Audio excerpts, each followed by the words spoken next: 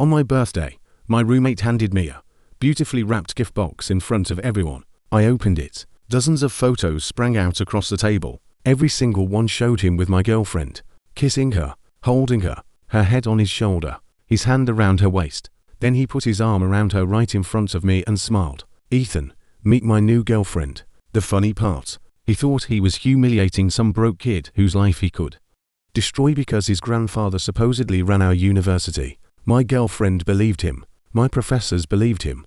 Half the campus believed him. There was just one problem. His grandfather wasn't the university president, and the man who actually controlled the school, that was my father. But I didn't know yet how ugly things were going to get before that secret finally came out. It started with a watch. My roommate Mason Reed had recently gotten into a relationship, and he had become absolutely unbearable about it. Every morning he had something new to brag about. Flowers, dinner reservations, matching phone cases, photos, messages. If his girlfriend texted him good morning, apparently all three of us in the room did a complete emotional analysis. One afternoon, I was sitting at my desk working on a design project when Mason suddenly stretched his wrist in front of me. Ethan, I looked up. What? Nice, right? He rotated his wrist so the light hit the watch. Mason and I weren't enemies at that point. We weren't friends either. We were just two guys who had been assigned the same dorm room and had learned how not to annoy each other too much. So I looked at the watch. Yeah, it's nice. What I didn't say was that I recognized it immediately. My girlfriend Claire had the exact same watch sitting in her online shopping cart. I had noticed it a few nights earlier while she was scrolling beside me. Her birthday was later in the year, and for about 30 seconds I had worried she was planning to buy it for herself before I could. So when Mason showed me the same model, I thought, weird coincidence. Nothing more. Then, one of our other roommates leaned across his bed. When are we finally meeting this mysterious girlfriend? Mason grinned. You're all that desperate. You've been talking about her for 2 weeks. She's exceptional. Ben laughed. So exceptional you're afraid to bring her around us. Mason glanced at me. There was something smug in his expression. At the time, I didn't understand it. Actually, he said, tomorrow's Ethan's birthday, right? Unfortunately, I said.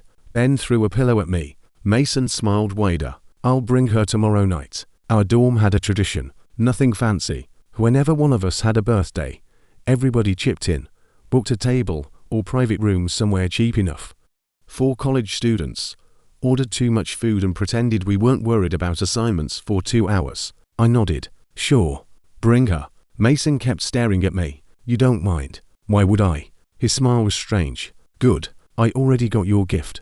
Now I'm worried. You should be. Ben laughed. I should have paid more attention to that sentence. The next night, the guys booked a private room for a barbecue place off campus. Ben bought a cheap paper birthday crown and insisted I wear it. I told him I'd rather drop out. He put it on my head anyway. We ordered burgers, wings, fries, ribs, basically enough grease to shorten everybody's life expectancy by 5 years. The only person missing was Mason. Ben checked his phone. Where is Romeo? He texted me, I said. He's picking up his girlfriend. Ben grinned. Finally. I want to see what kind of woman can tolerate that guy voluntarily. I was laughing when the door opened. Mason walked in, and Claire was beside him, my girlfriend. For one stupid second, I smiled. I actually smiled, because my brain tried to find the least painful explanation first. Oh, you guys ran into each other downstairs. Claire looked away. Mason didn't answer. I still didn't understand. Claire, nothing. Ben looked between them, then at me, then back at Mason. Wait, Mason, where's your girlfriend? Mason's lips curled into a smile. Instead of answering, he lifted a large gift box, wrapped in black paper with a silver ribbon. Birthday first. He placed it in front of me. Ethan, this is from me. The room had gone strangely quiet. I should have stopped. I should have looked at Claire's face and understood. Instead, I pulled the ribbon. Ben leaned over my shoulder. Open it. So I did.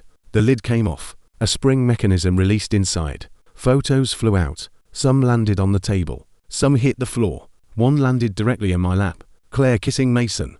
Another showed them in his car. Another showed Mason hugging her from behind. There were restaurant photos, selfies, a picture of them holding hands. One picture had a date in the corner from 3 weeks earlier. I stopped breathing. Nobody laughed. Nobody moved. Then Mason walked over to Claire and wrapped an arm around her. He was enjoying himself. actually enjoying it. Surprise. I looked at Claire. She didn't look frightened. She didn't even look ashamed. Mason pulled her slightly closer. Ethan, meet my new girlfriend. I stared at him, then at her. Claire. She finally looked at me. Ethan, we should break up. My chest felt hollow. Claire and I had been together for almost a year. We met during freshman orientation. It had been brutally hot that week, and we were doing mandatory outdoor training when I got sick and collapsed. Claire was the first person to run over. She helped me to the campus clinic, stayed until I woke up, brought me water. Later, we started talking. I asked her out. She said yes. Simple. 4 months. I genuinely believed we might be one of those college couples who somehow survived graduation. She knew what I was working toward. I knew what she wanted. We studied together, ate cafeteria food together, complained about professors together. I helped her with assignments when I could. She helped me brainstorm when I was stuck. Nothing spectacular, just ordinary relationship stuff. Apparently ordinary relationship stuff had not been enough. I looked at the pictures again. Then at Mason, of all people, my roommate. I asked Claire quietly, why? She sighed, not cried, not apologized, sighed, like I was making a simple situation unnecessarily complicated. Ethan, your family doesn't have anything. I almost laughed. My family. We're not compatible. That was new. A year together, and suddenly, we had discovered socio-economic incompatibility. She glanced at Mason. Mason has connections. His grandfather is the president of Westbridge. There it was. Mason had been telling people for months that his grandfather was President Walter Hayes, the head of our university, and people believed it. There were reasons. Mason had arrived on move-in day of a luxury sedan driven by an older man. Professors seemed unusually polite to him. Administrative staff knew his name. Whenever Mason got into minor trouble, it disappeared. He never directly corrected people when they called him the president's grandson. Eventually, he stopped being subtle and started saying it himself. I had never cared enough to investigate. Claire continued, he can actually help me. I stared at her. And I can't. Her expression hardened. Ethan, don't make this uglier than it needs to be. Mason laughed. Claire, why are you explaining yourself? He looked at me. This guy can barely afford the lifestyle you deserve. I leaned back in my chair. Mason kept going. Honestly, Ethan, you should know your level. Ben muttered. Dude. Mason ignored him. You were lucky she dated you at all. I looked at Claire. She moved closer to Mason. Not me. Mason smiled. You're not even qualified to carry her shopping bags. And you really thought you were going to keep her. Something inside me finally cracked. Not because he stole my girlfriend. You can't steal somebody who willingly leaves. It was the performance. They had planned this. On my birthday. The pictures. The gift box. The audience. They hadn't just wanted to break up with me. They wanted to humiliate me. I stood. Mason straightened immediately. I picked up my birthday cake. His smile faded. Ethan, relax. I walked over and pressed the cake straight into the front of his expensive shirt. Frosting covered his jacket. Cream hit his chin. The room exploded. What the hell? I stepped back before he could grab me. Thanks for the birthday gift. I looked at Claire. And congratulations. Mason wiped frosting from his face. You're finished. Am I? I'll have you thrown out of this university. I laughed. Go ahead. My grandfather. Yeah, I've heard. I picked up my backpack. If you can get me expelled, do it. That night, Mason didn't come back to the dorm. The next morning he did. I was reading when he walked in with a scarf wrapped around his neck. He made sure to stand directly where I could see him. Then he slowly removed the scarf. There were marks on his neck. Ben saw them first. Oh, come on. Mason smiled and immediately called Claire on speaker. Baby, you really need to be more careful. I kept reading. My neck still looks terrible. He glanced toward me. What are people going to think? I turned a page. Mason moved closer. I finally looked up. You ever heard of the carotid artery? He blinked. What? Never mind. I returned to my book. With your luck, maybe don't treat your neck like a vacuum seal demonstration. Ben nearly fell off his bed laughing. Mason's face darkened. You're jealous. I looked at him. Please don't use your imagination to challenge the intelligence of normal people. He stormed away. I thought the birthday disaster was the worst thing they could do. I was wrong. A week later, our final project grades were released. I opened the portal. 0. I stared at the screen. There had to be a mistake. I had spent more than a month on that project. It was one of the strongest advertising design concepts I had ever created. I had sketched the first version weeks earlier, built mock-ups, changed the branding 3 times, reworked the typography, stayed awake until nearly 4 one morning fixing the final presentation. And now, 0. Meanwhile, Mason Reed, the guy who usually hovered near the bottom of the class, had the highest grade. I opened his submitted project. My hands went cold. It was mine. My concept. My structure. My visual language. My work. He had stolen it. Not copied the idea. Stolen the actual files. I turned toward him. Mason was watching me, smiling. You like it? I stood. That's my project. Prove it. You stole my files. Again. Prove it. Then I understood. Claire. A month earlier, my laptop had started acting up. Claire offered to help. She installed remote access software so she could troubleshoot it from her dorm. At the time, we were still dating. She had my connection code. She knew the project. She knew where I stored the files. Mason leaned back in his chair. No final grade means you retake the course. He smiled. Maybe worse. I stared at him. He tapped his desk. I told you I could get you out of here. Ben and our 4th roommate had gone completely silent. Mason noticed. His confidence grew. Want me to forgive you? I laughed once. He continued. Tomorrow night, the class is having a get-together. I know. You kneel in front of everyone and apologize to me. Ben stared at him. Mason, come on. Mason ignored him. You admit you falsely accused me of stealing your work. He smiled. Then maybe I'll let you stay. My anger was so intense that for a moment I couldn't speak. Then something strange happened. I got calm. Fine. Mason's smile disappeared for a half a second. What? I'll be there. He stared at me suspiciously. No tricks. Don't worry. I picked up my laptop. I'll come on time. He grinned again. Good. I went outside. Ben followed me. Ethan. I kept walking. Ethan, wait. I stopped. He lowered his voice. Maybe you should apologize privately. I stared at him. You think I'm wrong? No. Then why should I apologize? He hesitated. Mason's grandfather is the president. I smiled without humor. So power makes theft okay. That's not what I'm saying. Sounds pretty close. I'm trying to help you. I knew he was. Ben wasn't malicious. He was scared. University was expensive. People spent years preparing to get into Westbridge. Nobody wanted to risk their degree over a roommate they had known for 1 year. Ben rubbed his neck. I just don't want you getting expelled. I nodded. I know. Then I left. I was heading toward the cafeteria when I saw Claire outside the dorm. I tried to walk around her. She stepped into my path. Ethan. No. We need to talk. We really don't. She grabbed my sleeve. I pulled it free. What? She lowered her voice. You really agreed to kneel in front of Mason tonight? I laughed. You came here because you're worried about me. Her expression tightened. I'm trying to keep you from embarrassing yourself. Really? Yes. Then if Mason orders you to kneel later, will you? Her face changed immediately. Don't be disgusting. There it is. I came here to help. No. You came because if your ex-boyfriend kneels in front of your new boyfriend in front of the whole class, everyone will talk about you. She froze. I could see from her expression that I had hit the truth. Claire tried another approach. You don't understand how things work. Please educate me. Last week I accidentally caused a serious power failure in one of the labs. I remembered hearing about it. Some equipment had shut down. The department had been furious. Claire continued. Do you know why I wasn't suspended? I waited. Because Mason helped me. She looked almost proud. His grandfather is President Hayes. I wanted to laugh. Instead, I said, and that matters. She shook her head. What can your family do for me, Ethan? That sentence was almost funnier than the birthday photos. My family. The family she had never really asked about.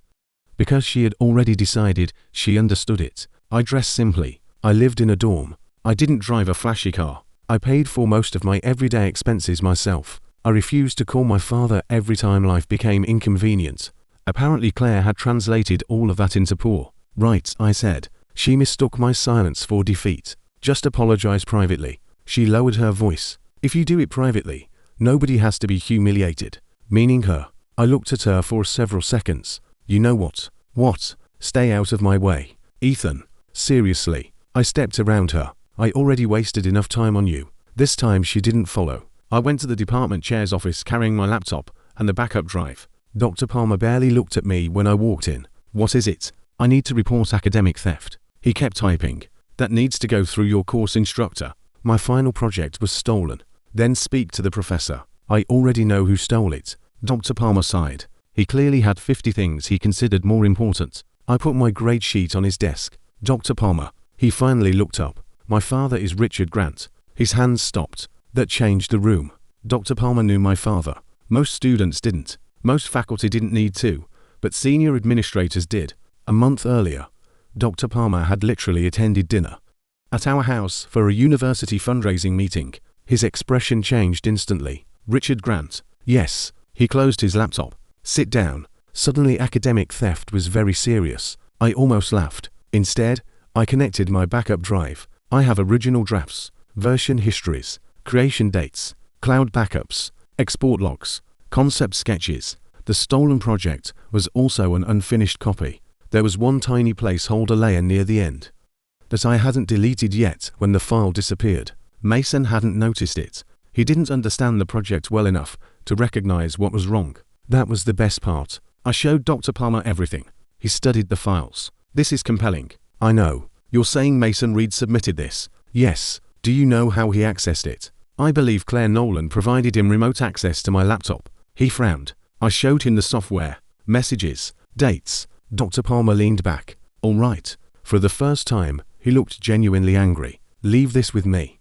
There's a class gathering tonight. So, Mason has invited everyone because he expects me to publicly apologize. Dr. Palmer stared at me, then slowly picked up his phone. Go to your class event. I smiled. Thank you. I'll handle the rest. At 7 that evening, I walked into the multimedia classroom where our class was holding the party. People had already heard Mason's version. I could feel it immediately. Whispers. Looks. One guy said loud enough for me to hear. That's him. Another said.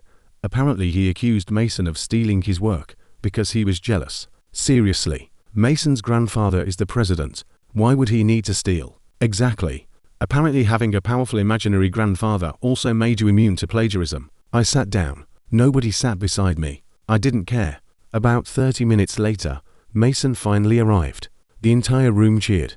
Where's the surprise? You promised us a show. Mason's face looked terrible. I smiled. That was when I knew Dr. Palmer had gotten to him. Mason slowly walked toward the front of the room. The distance couldn't have been more than 20 feet. He looked like he was crossing a desert. Our faculty advisor, Professor Collins, entered behind him. The room quieted. Mason looked directly at me. Hatred practically poured out of his face. I raised an eyebrow. Go ahead. He swallowed. Then said, Ethan. Silence. I owe you an apology. People started looking at each other. Mason's jaw tightened. I copied your final project. Nobody moved. He forced the words out. I submitted your work as mine. The room exploded. What? No way. Mason. One of his friends actually rushed forward. Why are you apologizing to him? Mason shoved his hand away. He looked like he wanted to kill me with his eyes. I'm sorry. I nodded. That's enough. I didn't make him kneel. I didn't demand the same humiliation he had planned for me. Because then I would have become exactly what I hated about him. Professor Collins spoke to me afterward. Your project will be re-evaluated. Good. You should receive the highest score in the class. What about Mason? He hesitated. He'll be allowed to submit a new project within 3 days. I stared at him. That's it. Professor Collins sighed. Ethan, the situation has been corrected. He stole a final project. I understand. And he gets a 3-day extension. Pick your battles. There it was again. The invisible grandfather. Professor Collins lowered his voice. You're both students. You'll see each other 4 years.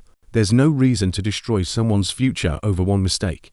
One mistake. Academic theft. Extortion. Threatening to get me expelled. Apparently those all combined into one adorable youthful misunderstanding. I let it go. Temporarily. I had my grade back. Mason had been forced to confess. I didn't want to spend the rest of the semester fighting.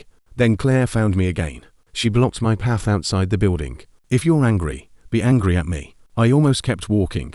Don't target Mason. I stopped. You have unbelievable timing. He already apologized. Because he was caught. He made a mistake. I stared at her. You gave him my project. Claire didn't deny it. That surprised me. Instead she said, when you created it, we were still together. I waited. So, I helped you with ideas. I genuinely thought I had misheard her. You're saying my project belonged to you. Part of it. How? We discussed it. I laughed. Actually laughed. So if I buy a house and a realtor shows me the property, the realtor owns half the house. That's not the same. It's exactly your logic. She crossed her arms. You asked for my opinions. Claire. Asking your opinion on a color palette doesn't make you co-owner of my work. You're twisting this. No, I'm repeating it. She stepped closer. Go talk to Professor Collins. Why? Tell him the project was collaborative. I stared at her. Between who? You and Mason. For a second, neither of us spoke. Then I laughed again. Claire looked annoyed. You keep your grade. Mason keeps his grade. Nobody loses anything. Except reality. Why are you making this difficult? I looked at the woman I had dated for almost a year and honestly wondered where the person I remembered had gone. Or maybe she had always been this way, and I had simply been stupid enough not to notice. I moved her hand away when she tried to stop me. Don't touch my computer again, she scoffed. Ethan, and don't ask me to lie for either of you. I walked away. That should have been the end of it. Mason decided otherwise. He started freezing me out in the dorm. 2 of the other roommates followed his lead whenever he was there. When Mason left, they would quietly talk to me again. I didn't care much. I liked peace. Then one afternoon, Ben practically ran toward me when I entered the room. Ethan, what now? Check the university forum. His face told me everything. I opened my laptop. The most popular post on the student forum was titled, **** my roommate is obsessed with looking rich and keeps copying everything I own. ***. The post never used my name. It didn't need to. There were pictures, my clothes, my notebooks, my desk items, even the shampoo in our bathroom. The writer claimed his poor roommate constantly copied his style, bought counterfeit versions of his products and secretly used his expensive toiletries because he couldn't afford his own. The comments had already identified me. Is this Ethan Grant from advertising? I've seen him wearing that jacket. So he steals his roommate's shampoo too. That's embarrassing. I looked toward the bathroom, then at the bottle. Expensive shampoo. Ben shrugged helplessly. I started laughing, because there was one detail Mason had apparently forgotten. That shampoo was mine. Months earlier, a grooming company had run a campus promotion. I received a trial set. I put the dorm address on the order. After using it twice, I noticed it was disappearing at an impossible rate. Then I caught Mason using it. When I asked him about it, he laughed at me. What? You can't afford the full-size bottle, so you live off samples. I had saved the messages, mostly because I save everything, and because Mason had a gift for accidentally documenting his own stupidity. The forum wanted evidence. Fine, I gave them evidence. I photographed receipts and order numbers for my clothes. Every item Mason claimed was counterfeit had a legitimate purchase record. Then I posted screenshots of our old conversation about the shampoo. My comment was simple. ***, since we're sharing receipts, here are mine. Also, Mason, you used have my sample bottle and then made fun of me for receiving a sample. Maybe that explains why you recognized it so quickly.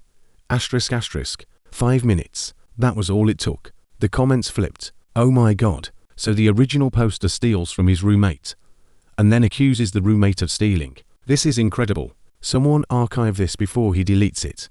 Another student wrote, imagine trying to expose somebody and accidentally exposing yourself. By dinner, my name had been cleared. Mason had become the joke. I closed the forum and decided to go shopping. I had recently bought a new bicycle. It wasn't flashy unless you knew bikes. Most people didn't. It was a limited production carbon road bike from a boutique European manufacturer. I loved it.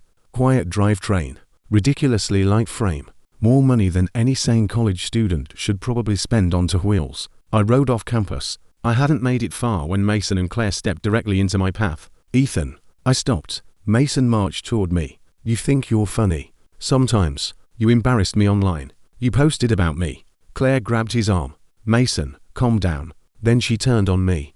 Apologize. I blinked. For what? For humiliating him. He falsely accused me of theft. You could have handled it privately. I almost admired the consistency. Anytime they hurt me, it was a private misunderstanding.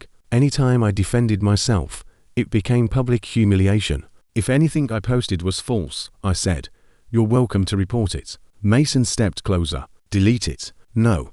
And apologize. No. He reached for my bike. I pulled it back. Don't touch it. Mason looked at Claire. Hold him here. She actually grabbed the handlebars. I stared at her. Claire. She ignored me. Mason pointed at the bike. Trash it. Claire hesitated. For maybe 2 seconds. Then she obeyed him. I pulled out my phone and started recording. That was the important part. Not fighting. Not shouting. Evidence. Claire shoved the bike over and kicked at it repeatedly while Mason stood there grinning. The derailleur bent. The wheel twisted. The frame took damage. My beautiful new bike ended up lying crooked on the sidewalk. Mason looked delighted. "Now are you going to apologize?" I looked down at the bike, then at him. I was furious, but strangely calm. "You're paying for that." Mason laughed. He pulled out his wallet, grabbed a few bills and tossed them toward me. "Here." About $100 hit the ground. "Keep the change." Claire looked at me like she agreed. I looked at the money, then at Mason. "That won't cover the handlebars." His smile faded slightly. "How much?" "Replacement value is about $30,000. Silence. Mason laughed first. "You're insane." Claire stared at me. "Ethan, stop lying." I lifted the damaged bike enough to show them the manufacturer badge and frame serial. "Look it up." They did. Their expressions changed. The model retailed for roughly $25,000 before custom components. Resale examples were even higher. Mason immediately changed strategy. "It's fake." "Okay. What?" "Then this is easy." I held up my phone. "We can call campus security and the police." Mason stopped smiling. "Or we go through university administration." Neither answered. So I called Professor Collins. I told him what happened. I told him I had video. I told him that, unless the university handled it formally, I was filing a police report immediately. Suddenly, everybody wanted me to remain calm. Professor Collins arrived about 10 minutes later. He stared at the bicycle, then at the price listing on my phone, then at Mason. "This is serious." Mason pointed at Claire. "She did it." Claire spun around. "You told me to." "You kicked the bike." "Because you ordered me to." "I told you to jump off a bridge. Would you do that too?" They started arguing right there on the sidewalk. I almost laughed. 10 minutes earlier they were united against me. $30,000 later, love had become a legal accounting exercise. Professor Collins took us to his office. I sent him the video. The moment Claire realized the recording clearly showed what happened, she began distancing herself from Mason. "Professor," he pressured me. Mason exploded. "You're the one who damaged it. You told me your grandfather would protect us." Professor Collins looked uncomfortable. There it was again. The grandfather. Claire's voice shook. "I only listened to him because his grandfather is President Hayes." Mason said, "If I refused him, his grandfather could make things difficult for me." Mason snapped. "Stop blaming me." Claire snapped back. "Then you pay for the bike." Professor Collins rubbed his forehead. Then he asked me, "Are your parents coming?" "My dad is on his way." He looked at Mason. "What about your grandfather?" Mason's expression flickered. "He's busy." Professor Collins nodded far too quickly. "Of course. The president has a demanding schedule." Mason's confidence returned. "I'm willing to give Ethan $200. I stared at him. Professor Collins actually said, "Ethan, perhaps that's reasonable." I thought I was hearing things. Reasonable. The bicycle's claimed value is unusually high. Claimed. You're all students. We should avoid escalation. I have purchase records. Still, he lowered his voice. An apology and $200 might be enough to settle this. That was when I finally lost patience. "Professor Collins." "Yes." "What car do you drive?" He frowned. "Excuse me. Your car. That's irrelevant." "No, I'm curious." He drove a fairly nice SUV. Not exotic. Still worth tens of thousands. I said, "If I walk outside right now, destroy your car, then hand you $200, are we even?" His face turned red. "What's your attitude?" "Why? I'm trying to resolve this." "No, you're trying to make the expensive problem disappear. Because you think Mason is related to the president." Professor Collins shot to his feet. "Ethan Grant." I stood too. "Am I wrong?" "You are disrespectful." "I'm accurate.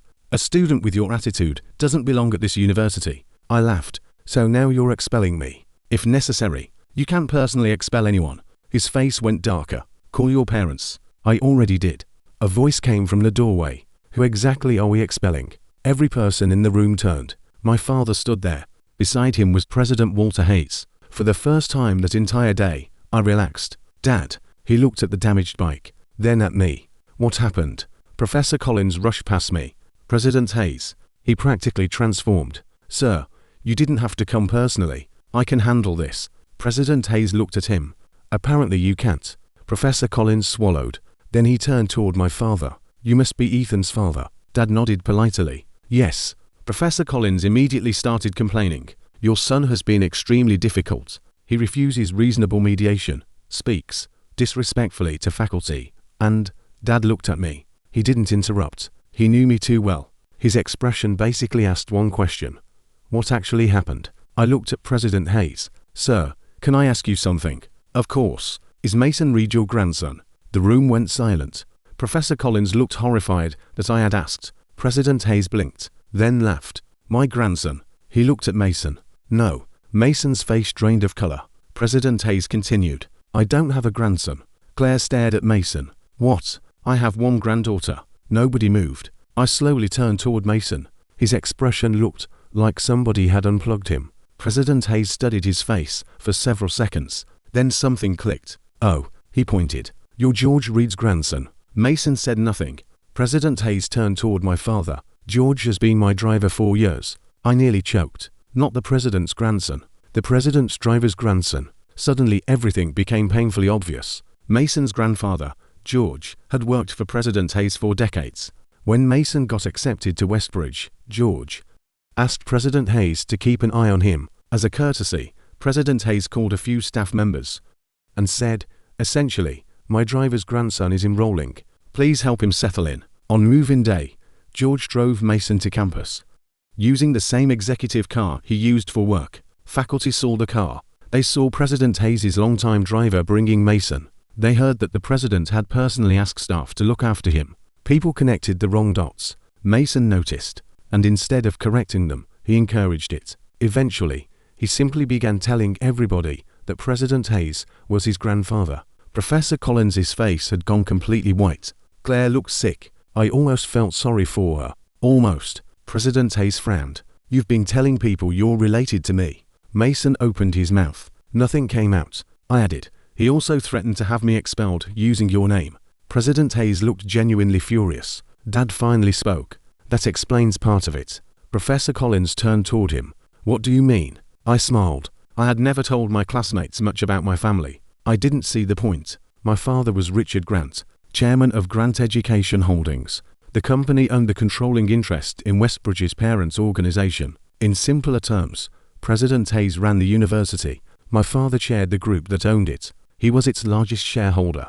Professor Collins recognized the name now. So did Claire. So did Mason. Dad looked at me. You really never told anyone. Why would I? He sighed. Because apparently, it would have saved everyone a lot of stupidity. I laughed. President Hayes looked at Professor Collins. I'd like to know why one student was offered $200 after damaging property worth roughly $30,000.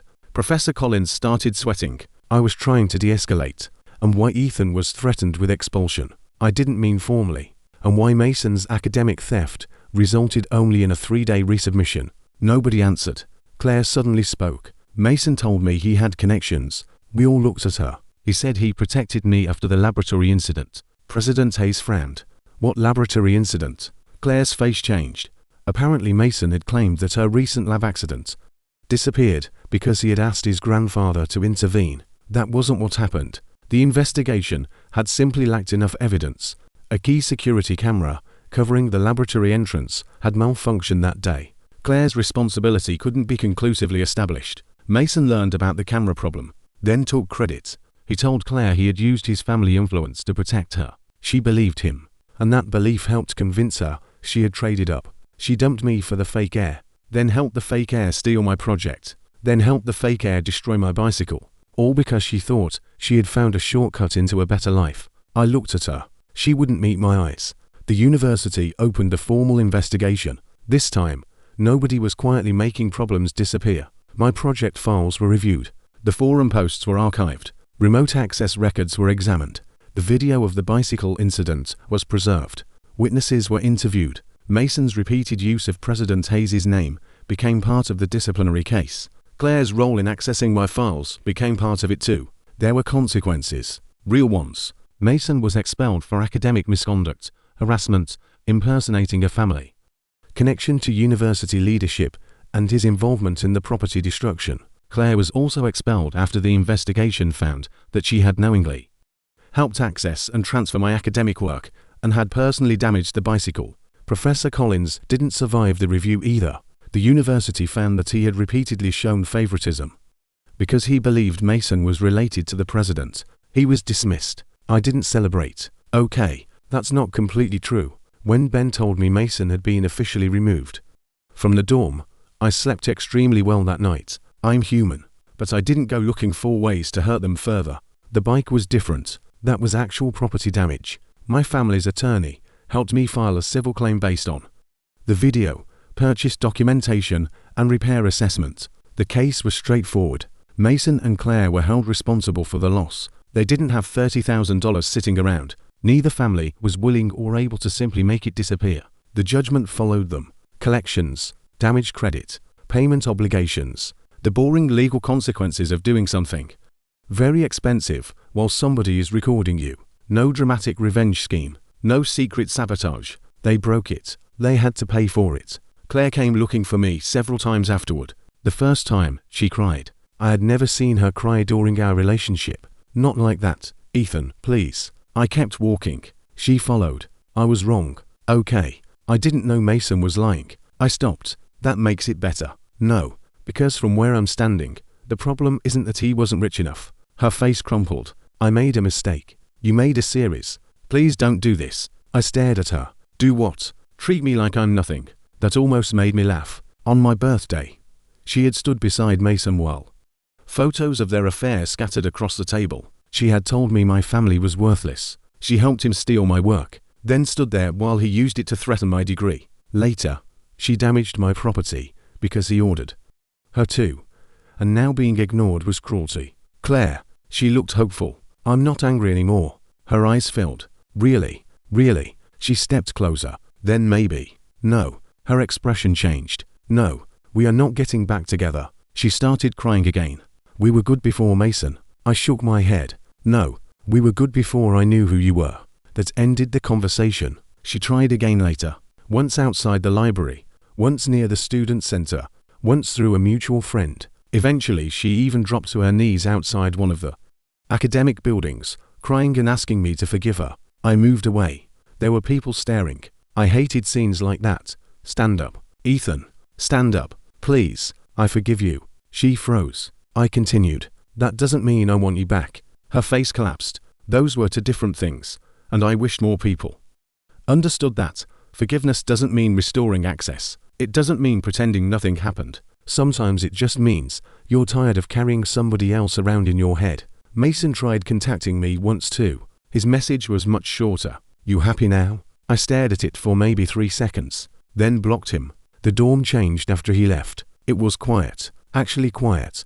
Ben stopped lowering his voice before talking to me. Nobody photographed my shampoo. Nobody announced romantic neck injuries before breakfast. A miracle. One evening Ben and I were sitting in the room eating takeout when he asked, "Why didn't you ever tell us?" "Tell you what? Your dad." I kept eating. "What about him?" Ben threw a napkin at me. "You know exactly what I mean." I laughed. "Because he's my dad, not my resume. You let Mason walk around pretending to be the president's grandson while your family basically owns the school. When you say it like that, it does sound stupid. It sounds insane." I shrug. I wanted to go to college like everybody else. Ben stared at me. "You bought a $30,000 bicycle. That was a lapse in judgment." He laughed so hard, he nearly spilled his drink. My final project ended up receiving the highest grade in the class. That mattered more to me than I expected. Not because of the number, because I had worked for it. 4 weeks after the plagiarism mess, every time I opened that file, I remembered Mason submitting it under his name. Eventually that feeling faded. It became mine again, exactly the way it had been before they touched it. Campus gossip moved on too. College is efficient like that. For 2 weeks, Mason and Claire were the biggest story in the world. Then somebody got caught cheating during an exam. A student organization had a scandal. Someone crashed a golf cart into a fountain. Life continued. So did mine. Classes, projects, bad cafeteria coffee, late night design work, arguments with Ben over whose turn it was to take out the trash. My father called more often after everything happened. Not because he suddenly thought I couldn't handle myself. Mostly because he found the entire situation ridiculous. One night he said, "Your mother heard about the bicycle." I closed my eyes. "Oh no. She wants to know why you spent that much money on a bicycle. Tell her it improves cardiovascular health." Dad laughed. "I'm not dying for you. Coward. You're on your own." For the first time in weeks, I laughed until my stomach hurt, and that was probably the strangest part of everything. When Claire cheated on me, I thought the betrayal was a disaster. It wasn't. The disaster would have been staying with someone who measured people by what she thought they could do for her. Mason thought power meant he could take whatever he wanted. My girlfriend, my work, my reputation, my future, even my property. Claire thought getting close to someone powerful would give her a shortcut through life. Professor Collins thought protecting the powerful person was safer than doing the right thing. Every one of them made decisions based on the same assumption. They just chose the wrong powerful person. And I don't mean me. That was the lesson I took from it. The real power I had wasn't my father. It was the evidence, backups, receipts, messages, video, the willingness to stop accepting humiliation just because confrontation was inconvenient. If I had walked around threatening everyone with my family name from the beginning, maybe none of it would have happened. But then I also wouldn't have learned who people became when they thought I had nothing to offer them. Claire came back because the poor boyfriend she threw away turned out not to be poor. That told me everything I needed to know. Mason's fake identity collapsed because it had never existed. And when the noise finally disappeared, Westbridge became strangely pleasant again. No fake air, no cheating ex, no daily drama. One afternoon Ben and I crossed the quad after class. He looked around. You notice something? What? It's peaceful. I thought about it. He was right. No flies. What? I smiled. Nothing. He shook his head. You're weird. Thank you. We kept walking. I had another semester ahead of me. Then another. I had no idea who I would date next. No idea where I would work after graduation. No grand romantic ending. No perfect revenge speech. No need for one. For the first time in months, my biggest problem was an assignment due Friday, and whether I had enough clean shirts to avoid doing laundry that night. And after everything that had happened, that felt fantastic. The future could figure itself out later. Right then, being happy was enough. This story is entirely fictional and created for entertainment purposes. All characters, relationships, universities, academic circumstances, financial situations, disciplinary proceedings, civil claims, and legal outcomes are invented for dramatic storytelling.